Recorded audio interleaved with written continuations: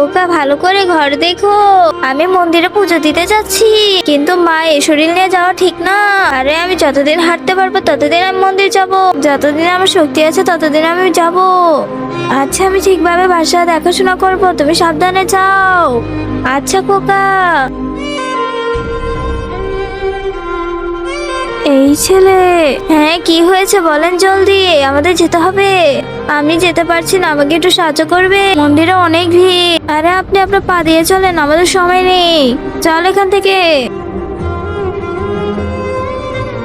একা একা আসাটা উচিত হয়নি, ওকে নিয়ে আসলে ভালো হতো। এই বুড়ি দাঁড়া, এটা কই আসলাম? এই তো মন্দিরে যেতে পারবি না। যতই যাই হোক আমি আজকে মন্দিরে যাবই।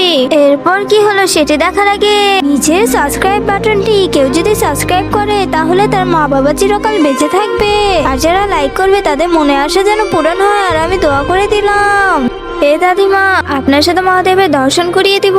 আরে তুমি কে? আমি সে যাকে দেখার জন্য আপনি পাগল। প্রণাম দেব।